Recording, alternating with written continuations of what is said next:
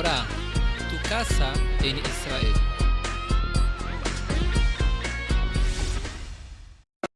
Entonces, Sí. el Imperio Turco Otomano es, ustedes tienen la fotocopia en blanco y negro, pero hasta 1359 era solamente esto. Se fue extendiendo, todo eso adquirió hasta 1451, hasta el 81 incorporó también esto y siguieron creciendo. Fíjense que aquí está Hungría, Transilvania, Bosnia, etcétera, etcétera. Llegó arriba hasta Polonia. O sea, tomó una tremenda cantidad de Europa, el Imperio Turco Otomano. ¿Okay? Cuando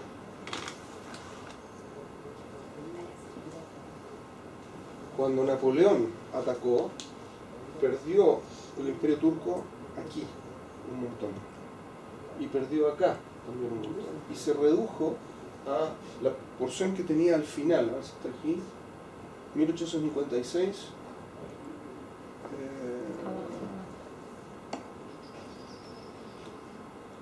Bueno, aquí sugiere que está todo esto incluido, pero al final había perdido contra Napoleón acá una parte y quedó finalmente esta zona, la única que se consideraba parte del Imperio Turco Otomano en esa época era hasta Egipto, ¿sí? Incluido parte de Egipto. Entonces, en esas condiciones, Israel pertenecía al Imperio Turco Otomano. Israel, nuestro Israel, no el...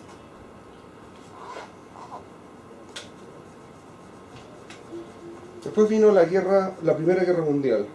En la Primera Guerra Mundial, creo que... Segundo, si tengo una mapita. Estas son las guerras napoleónicas, un poco mejor vistas que las pasadas. ¿Sí? De nuevo. Este es solamente en la zona europea. ¿Sí? Napoleón partió desde aquí y conquistó hasta acá, un montón. ¿Sí? Se enfrentó y conquistó España, atacó pero nunca conquistó Inglaterra, atacó pero nunca conquistó completamente Rusia, pero sí llegó a tomar Polonia, ¿sí? Tomó Italia, Croacia y se enfrentó con el Imperio Turco Otomano, que se alió en contra de Napoleón en su momento. ¿Okay?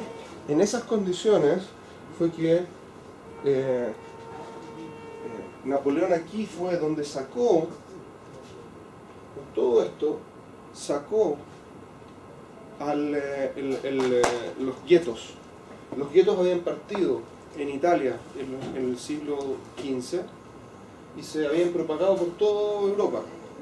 Como vimos aquí, en toda la zona de Europa oriental, no había resguardo para los judíos. Todo el tiempo teníamos, habíamos dicho ya la semana pasada que tenían todo el tiempo pogroms y toda clase de problemas.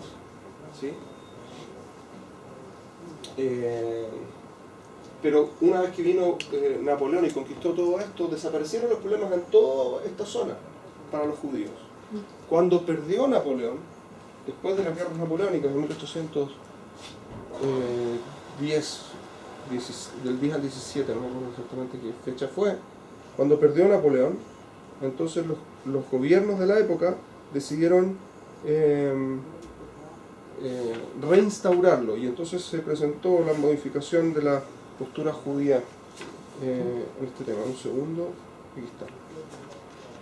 Lo próximo que vimos es que en 1914 se desató la Primera Guerra Mundial, ¿sí? Que duró hasta el...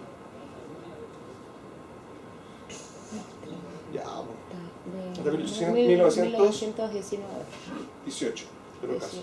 Al final, a la segunda mitad del siglo del 19, del 18. El 19 empezaron el Tratado de Versalles, y que es como el cierre del... ¿Qué fue lo que pasó? La Primera Guerra Mundial es un problema enorme de explicar, porque se supone que partió con el asesinato de un duque, ¿sí? Que fue en Bosnia, por acá. y sin embargo no se entiende por qué se desató la guerra. Es como una cosa muy extraña, mataron a un tipo, mataron a un tipo, pero después de que mataron a un tipo, toda Europa se agarró y fueron millones de muertos, literalmente millones de muertos, por ambos lados millones, no es que fueron millones en total solamente. Entonces, ¿cómo se entiende? Es una cosa muy extraña. Yo leí un libro hace poco tiempo de eso que explicaba una cosa muy rara. Había un pacto entre Alemania y el Imperio Austrohúngaro. El Kaiser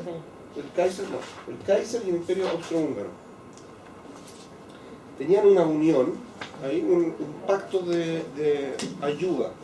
Ahora, los que hicieron el asesinato del archiduque fueron socialistas, en principio, que venían apoyados desde Rusia. Entonces, el archiduque era el posible sucesor al rey en la monarquía austrohúngara.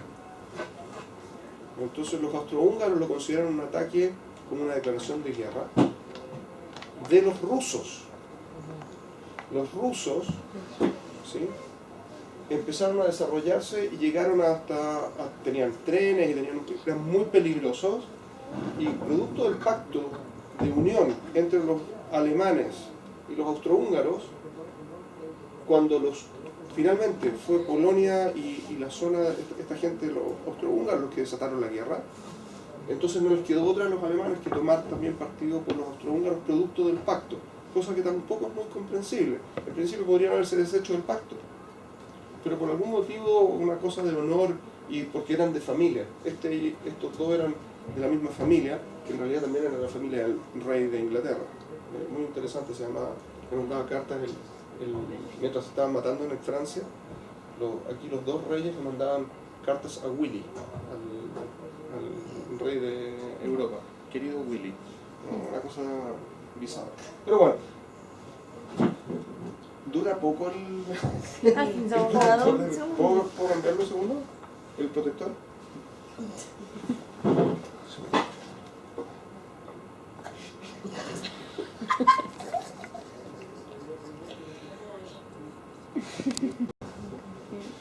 Entonces entraron en combate primero con ellos. Había un pacto entre los rusos, los franceses y los ingleses, y por eso entró en la guerra tanto los rusos como los franceses y los ingleses. Ahora, en esta parte los judíos estábamos re mal. De aquí para allá estábamos bastante bien, comparativamente sobre todo. Entonces, ahora teníamos judíos peleando por este bando, y por este bando normalmente forzosamente, y por este lado tratando de ganarle a ellos. No tenían ningún problema con los de acá, que es lo que ya hemos conversado. El tema es que también se unió Turquía. El Imperio Turco Otomano también se unió en la Primera Guerra Mundial por el lado de los alemanes y los austrohúngaros. Producto de eso hubo una decisión entre Francia y Inglaterra, hicieron un pacto, que no recuerdo en este momento cuál es el nombre del pacto, pero un pacto muy famoso, en el que dividieron las tierras, cómo iban a desarmar el Imperio Turco Otomano. ¿Okay? Y a partir de eso, ya en 1918 los combates terminaron en 1918, 1919 empezó el Tratado de Versalles, que culminó el 19 también, firmaron la paz, y los alemanes se tuvieron que someter y tuvieron que hacer el pago por todos los gastos de guerra de los franceses y los ingleses, que han sido miles y miles, en esta época serían trillones de dólares, una locura de plata la que tenían que pagar, después de haber sido absolutamente destruidos por el combate. Ellos mismos habían gastado más de lo que podían gastar, y entonces estaban en bancarrota en forma individual, y aparte ahora tenían encima la carga del resto de los países de Europa que los pisotearon. Producto de eso subió al poder el Partido Nacional Socialista, los nazis. Subieron producto de esta definición. Los americanos se metieron en la guerra en el 1916, si no lo recuerdo, producto de que los alemanes, el Kaiser, habían logrado mantener fuera de la guerra los alemanes a los americanos. Y en principio estaban ganando. Estaban ganando en Francia los alemanes. Estaban a punto de hacer el último ataque los alemanes cuando, producto de un mal consejo y de lo poco avispado que era el Kaiser, decidieron atacar a los Estados Unidos, hundir barcos de los Estados Unidos que estaban proveyendo armamento, que era el único involucramiento que tenía Estados Unidos, era que le proveía armas a Inglaterra y a Francia. Entonces cuando hundieron un barco de pasajeros, si no me acuerdo, era de pasajeros, y eso se consideró en Estados Unidos un ataque americano, que no tenía nada que ver con nada, así que desataron la guerra. Vino a Estados Unidos, en el 17 entró a la guerra, y en el 18 se acabó. Hicieron bolsa al resto. También en Estados Unidos se generó una crisis económica enorme producto de todo este cuento, y ya para el 29, ustedes conocen la guerra, la crisis fue terrible en esa época, y incluso hubo suicidios, una cosa horrible. Ha habido un par de veces que cuando hay grandes problemas económicos, entonces los americanos comparan con la crisis del 29.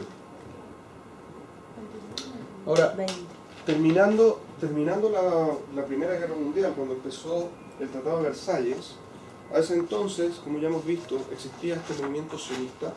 Estamos en 1919, empezando el 19. El movimiento sionista ya existía, el primer congreso sionista había sido en 1897. Fue considerado el movimiento que lideraba al pueblo judío ya en 1905. ¿Sí? Claramente, ya había un montón de asentamientos, están las primeras aliot, en 1897. Fue parte de las decisiones del primer congreso que tenía que estimularse el asentamiento judío en Palestina. ¿Sí? Entonces decidieron mandar un montón de plata, etc. Cuando en la Primera Guerra Mundial tenemos que fijarnos un segundito en el cuadro histórico. La Primera Guerra Mundial tenía... ¿qué es esto?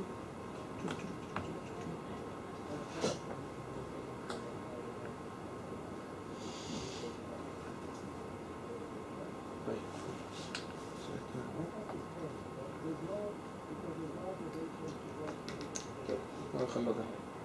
En la Primera Guerra Mundial pasaron varios cambios que fueron cambios técnicos que van a tener una tremenda influencia en toda la historia.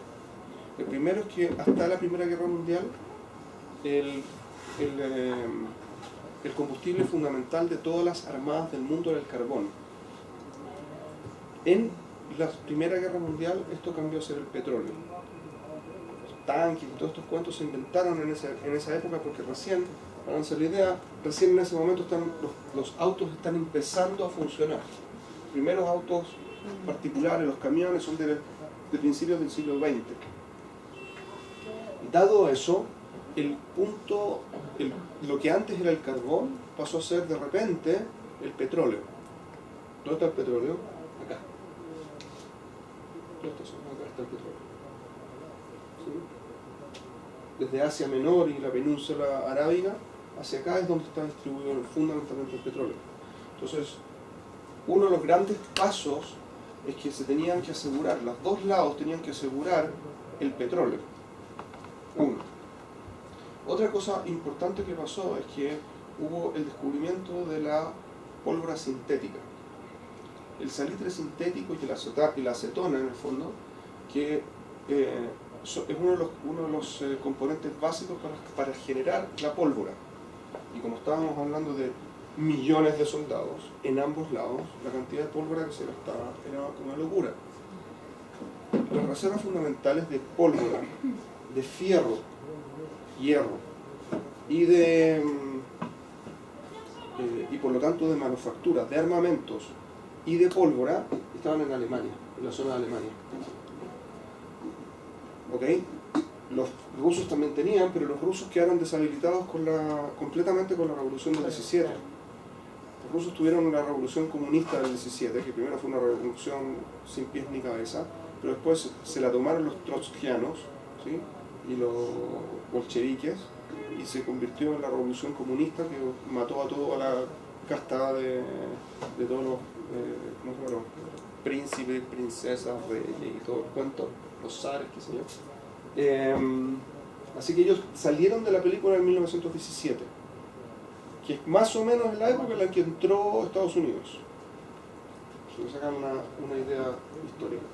Entonces, dado que la mayor parte de la producción era tanto de pólvora como de metales, era alemana, austrohúngara en el fondo, entonces los alemanes y los austrohúngaros tenían muy buenas perspectivas de ganar la guerra. Hasta que vino un judío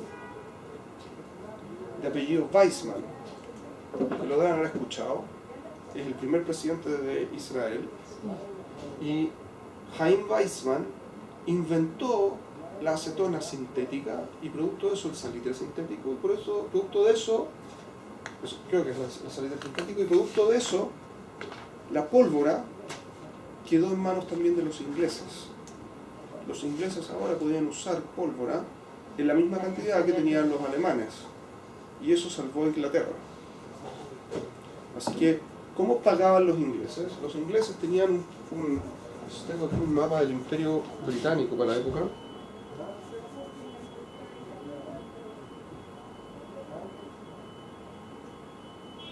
Yo creo que este es un mapa. No.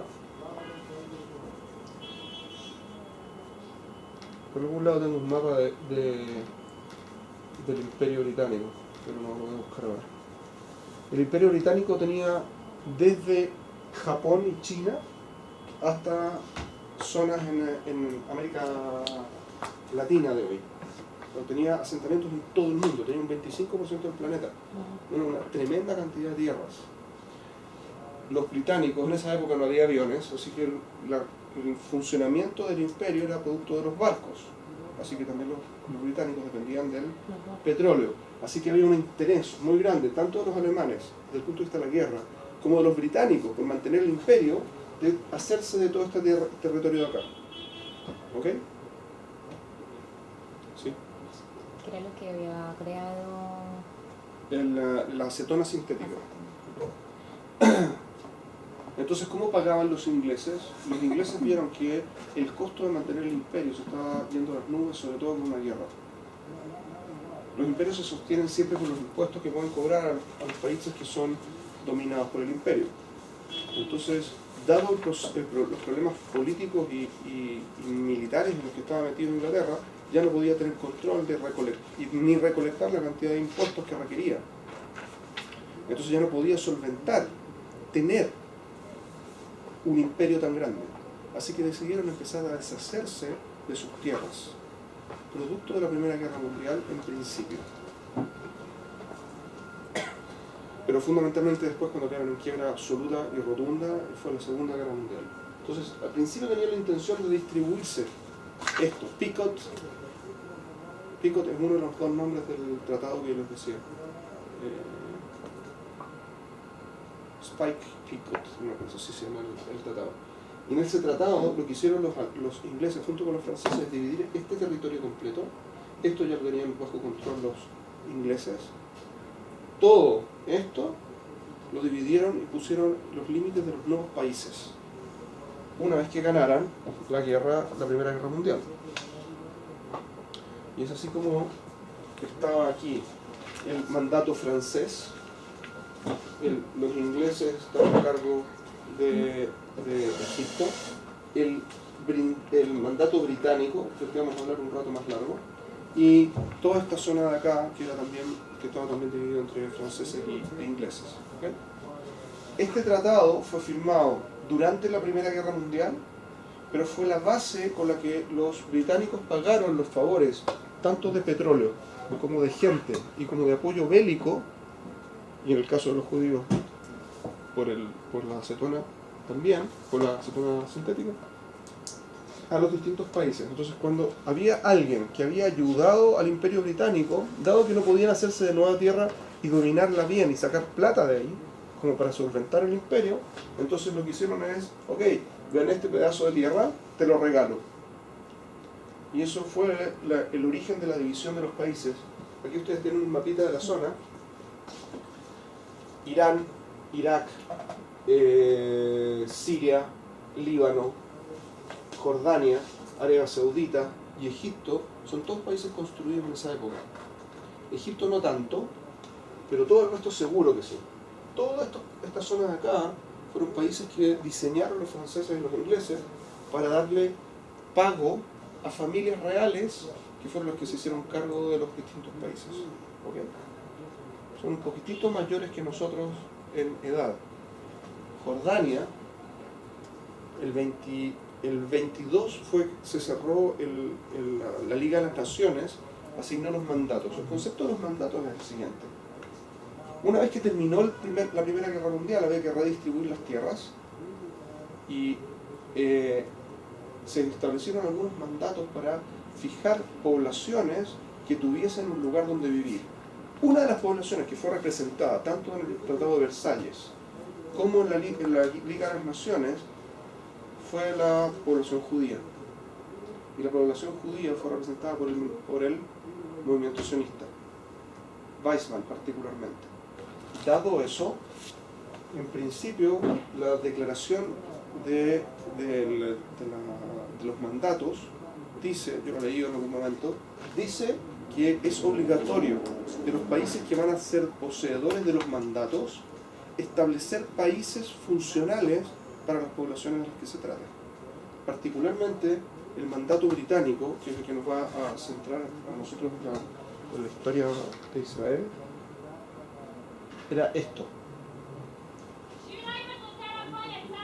El 22 nos entregaron esto y el mandato británico decía que tenía la obligación, Inglaterra asumía sobre sí la obligación de fomentar el asentamiento judío en Israel, en Palestina de la época. Toda esta zona era la zona palestina. Fomentar con caminos, trenes, sistemas de telefonía, agua, toda clase de industrias, fomentar con dinero para que la gente pudiera venir, educación, todo lo que fuera necesario para que el país funcionara. Y tenían que montar un país. Esto lo logró Churchill, que era muy pro-judío, pero, un segundo, se me perdió aquí bueno, quería mostrarles esto. Pero un año después, en el 23, pasaron 78% del territorio que había sido asignado a Israel a lo que iba a ser el hogar nacional judío, porque toda esta zona era el mandato, todo eso. Y eso era el lugar donde se iba a crear un hogar nacional judío. ¿Okay? Y eso fue el compromiso que asumió Churchill y como el gobierno británico para con los judíos. Un año después, o 2 años después, tomaron el 78% de este territorio y se lo pasaron a Jordania. Y quedó entonces el tema en esta zona de acá.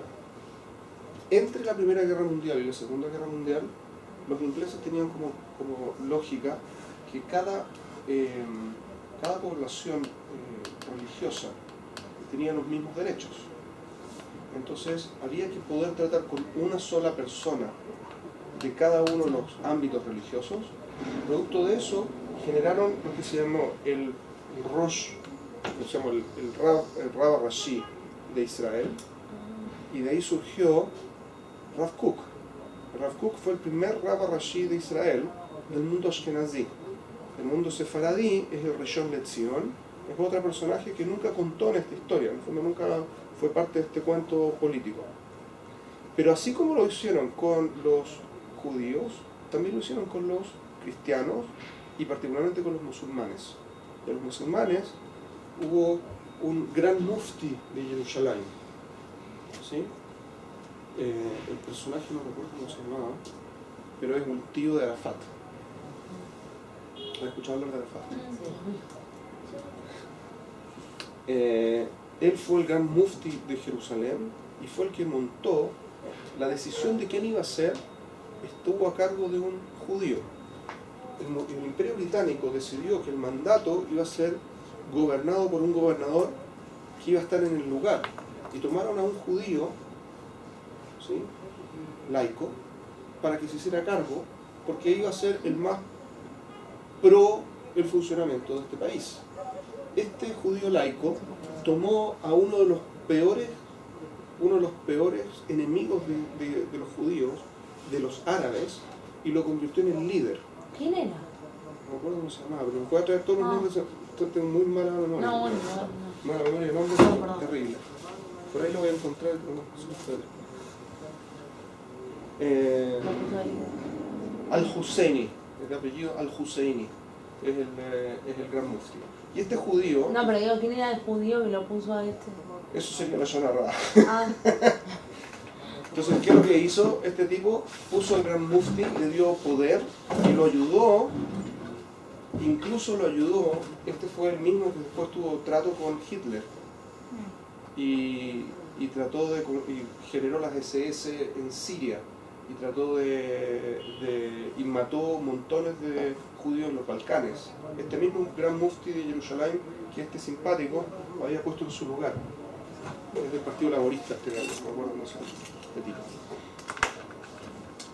Producto de eso, los musulmanes tuvieron un tremendo movimiento nacionalista que surgió a partir del nombramiento de este mufti, entre el 22 y en adelante. Para el 24 empezaron a ser grandes problemas, ¿sí? En el 29 hubo una tremenda revuelta árabe que mató gente en Hebrón, ¿sí? En esa zona, Hebrón, que hasta ese momento tenía una población judía importante, pero mataron a un montón de judíos, entonces desapareció, los británicos le prohibieron a los judíos estar en Hebrón. La lógica se da de la siguiente forma: una vez que ya habían pagado con el supuesto, ¿cómo se llama? La supuesta entrega de tierras, entonces los ingleses ahora se quedaron con un problema por dos lados.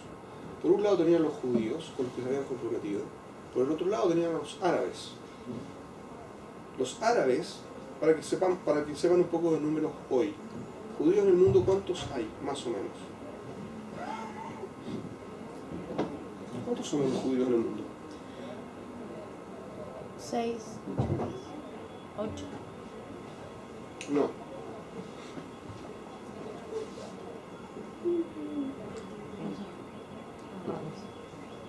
Somos 13.400.000, 13.600.000, dependiendo de lo que sea ya, depende de las encuestas que ustedes miran.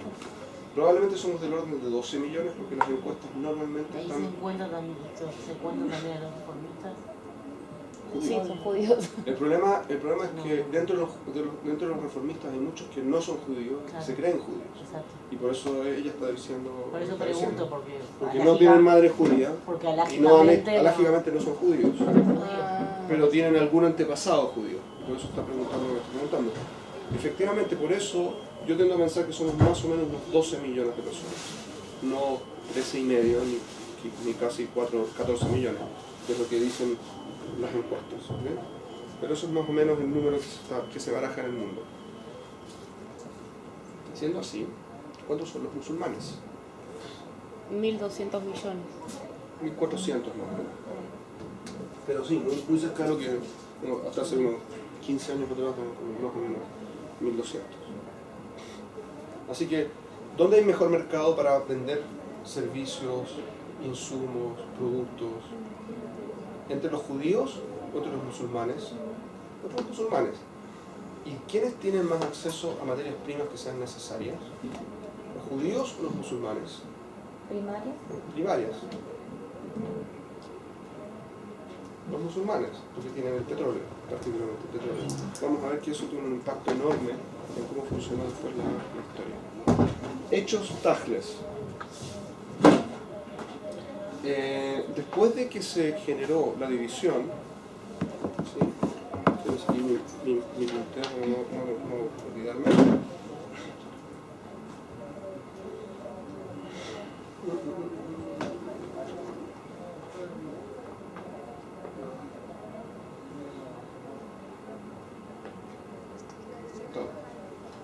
Entonces, una cosa que nos estaba comentando era la distribución de nosotros. Todo sea.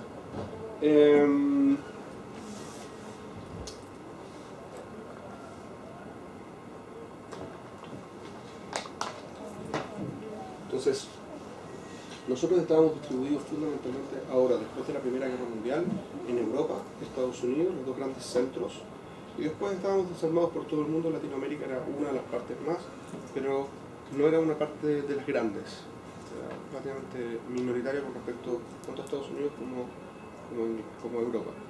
En esa época, ¿cuántos judíos vivían aquí más o menos? En la época, estamos hablando de la primera mitad del siglo XX, hasta 1925. Este es uno de los reclamos que hacen los árabes. 100 familias. ¿Mm? 100 familias, no. No. Más. Antes de 1900, hasta 1880, 1890, había más o menos 40.000 judíos acá. Bastante más de 100 familias. Y a partir de 1897, que empezaron los Aliot, vino inmigración masiva. De cuánta gente en total hasta 1920, más o menos, que se hagan una idea. 150.000 personas. O sea que llegamos alrededor de los 200.000 judíos antes del mandato. Después del mandato siguió creciendo, llegamos hasta antes de la partición alrededor de 450.000 judíos. Ese es el total de lo que hubo en el Israel hasta la partición. Los musulmanes en la época, hay un problema enorme. El Imperio Turco Otomano hizo una encuesta, un censo de su población para poder cobrar impuestos. Y la gente que censa, o sea, los impuestos venían en función de la cantidad de gente que había. Cobraban por cada cabeza una cantidad de impuestos en el imperio. Entonces, ¿qué es lo que hacía la gente? Estaba, para que no lo pudieran censar. Entonces, hay que estimar qué tan ineficientes era la gente que hacía el censo para saber cuánta gente había en realidad. El censo muestra que al momento del censo, que es 1880 me parece, había más o menos 125.000 musulmanes viviendo en toda esta zona. 125.000 en total y unos 40.000 judíos. ¿Okay? Eso quiere decir que en realidad la diferencia no era tan grande. Desde el punto de vista musulmán, ellos cuentan desde final de la Primera Guerra Mundial. Final de la Primera Guerra Mundial había unos 400.000 musulmanes. Y al tiempo de la Segunda Guerra Mundial, no de la primera, sino de la segunda, había más o menos 700.000 musulmanes en la zona. Entonces ellos dicen, un segundo, ¿por qué no pidieron un plebiscito? ¿Por qué no dijeron que votáramos? Ahora, ¿por qué vinieron los musulmanes? Porque claramente una población que durante siglos era de más o menos 120, 130, digamos que los tipos eran terriblemente ineficientes para censar, el doble, 250.000 personas, ¿sí? Desde 1300 hasta 1880, estamos hablando de 250.000 personas en total. De repente, en los próximos 30 años, se triplicó. Eso no es razonable. Eso no tiene ningún sentido. Entonces, ¿por qué se triplicó? Entonces, todos los estudios que yo he visto al respecto dicen que el punto es que, dado que los británicos empezaron a mover la cultura, la sociedad, la construcción, las fábricas y lo demás, toda la gente de alrededor empezó a ir a la zona donde estaban construyéndose Israel, ¿sí? Para tener empleos, porque era gente que se moría de hambre, literalmente. Entonces, no es que vinieron acá los que tenían historia de ancestral así de gente, sino que vinieron acá a buscar trabajo. El segundo punto es que tenemos que recordar que toda esta zona era baldía, no había nada. Los dueños de todos estos territorios estaban o en Líbano en esta zona de aquí para allá, o en Turquía directamente, o a veces en Egipto. Pero aquí no había ningún dueño de tierra importante, había pequeños pedazos de tierra, es lo que se llama el tabu. Tabu es el lugar Fue como si tocaste a ver. mantenimiento automático, tabu. Ok.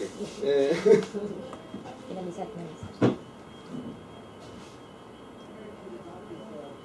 Entonces, ¿qué es lo que es tabu? Tabu es como el registro de bienes raíces del Imperio Turco Otomano, que fue lo que se tomó como base para todo el sistema de registro de propiedades en Israel. Entonces, las propiedades tienen que estar anotadas en tabu. ¿Okay? Entonces, en función de eso, vemos que la gente que tenía tierras era un porcentaje muy bajo. A tabu se refieren muchos los partidos de izquierda hoy para mostrar que todas estas tierras eran poseídas por señores musulmanes de alguna parte, así que Israel no puede hacer nada al respecto, que es parte de lo que intenta. Eso, vamos a dejarlo hasta aquí. La gente que sí vivía con cómo lo hacía. Vivían de pastoreo. Los musulmanes, una vez que terminaron las conquistas de la zona costera, dejaron de usar la costa por miedo a las invasiones. Quedó. Y entonces todas las costas quedaron absolutamente despobladas, excepto la zona de acá de Gaza. ¿Okay? Todo el interior del país fue poblado, excepto en el Negev, o sea, estamos hablando de esta parte de aquí. Eso fue lo que se pobló. Y se poblaba básicamente por gente que cultivaba olivos, no mucho, muy poco, y más que nada porque pastoreaban. Llevaban cabras, chivos y ovejas y no sé qué, de un lado para otro, y con eso se mantenía. Por lo tanto, no era mucha la gente que podía estar, los que tenían tanta capacidad económica. Un señor con el que trabajo, el supervisor, él nació en Israel, su papá nació en Israel, es un viejito como de 70 años, y su abuelito nació en Israel. O sea, desde generación tras generación acá, y yo no puedo creer cómo vivían acá sin nada. No me pasa por la cabeza. Sí, está marcado de como el Mar Muerto hasta el Kinneret, como agüita. El Mar Muerto. No dentro de división. Del Mar Muerto hasta el Kinneret, como una línea. Sí, Eso cuando era estaba ahí. todo blanco. No entendía. Ya está. Todo. Estamos. Quedamos hasta la próxima semana. Gracias. Mahon Ora, tu casa en Israel.